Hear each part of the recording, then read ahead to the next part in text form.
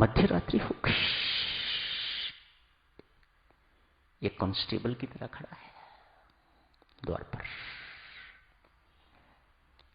परमेश्वर की कृपा देखिए, बड़ी सरकार की कृपा देखिए, दो घोड़े आए हैं, अपनी आंखों से सब कुछ दिख रहा है। मंदिर के आगे दो घोड़े, सफेद घोड़े तो आए, सच धज के अंदर से महारानी और महाराजा बाहर निकले हैं। आज प्रसन्नता का कोई ठिकाना नहीं। दोनों के चरणों पर गिर के प्रणाम किया है, मानो सब कुछ पा लिया, जीवन में जो कुछ पाना था पा लिया, कोई मांग अवशेष नहीं। एक ही बार में इन वन गो इतनी तृप्ति हो गई, इतना संतोष मिल गया कि अब कुछ पाने को और कुछ नहीं, अब कुछ जानने को और कुछ नहीं, अब कुछ करने को और कुछ नहीं। हर प्रकार से ऐसी तृप्ति इस युवक को आज मिल गई। बड़े प्रेम से चरणों को हाथ लगवाया। महारानी साहबा ने कहा, यमुना किनारे जा रहे हैं, आप भी चलो। गदगद उन रोजाओं की नौकरी से ये सीख चुका हुआ था कि राजा लोगों को घोड़े पर किस प्रकार से बिठाया जाता है। अतएव महाराजा साहब को और महारानी को घोड़ों पर बिठाया है और साथ साथ चलना शुरू हो गया है। वहां जाके क्या देखा होगा कोई नहीं जानता, सिवाय इसके या दिखाने वालों के। भोर होने से पहले ही पहले दोनों आ गए। महारानी बहुत प्रसन्न है इस युवक पर, अतएव अपनी एक पायल उतार के तो उसे दे दी है। द्वार उसी ढंग से फिर बंद, सब कुछ।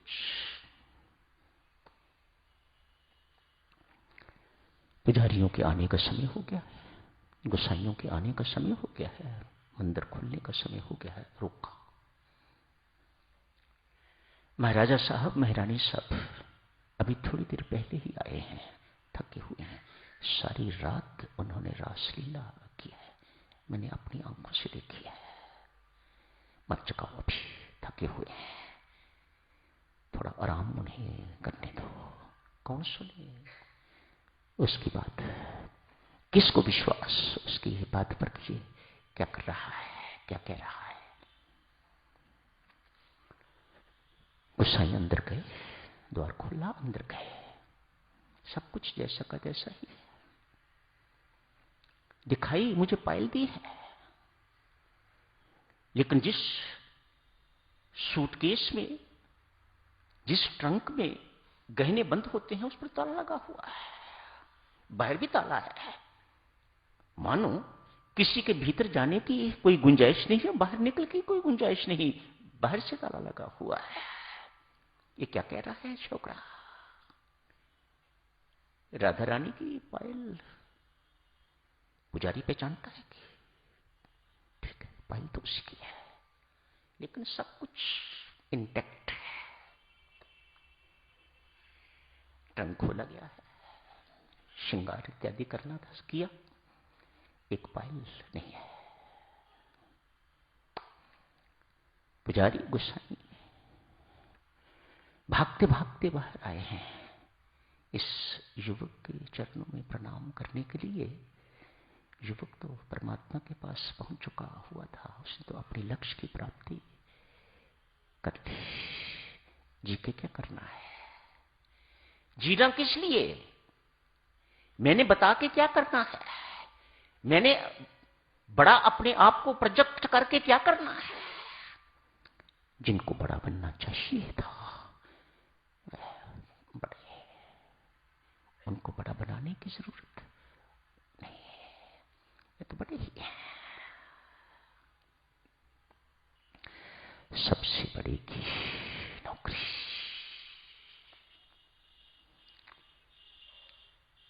क्योंकि ये बात सत्य है बेटा, इसलिए इतनी सी बात हमारे भावों में आ जाती है।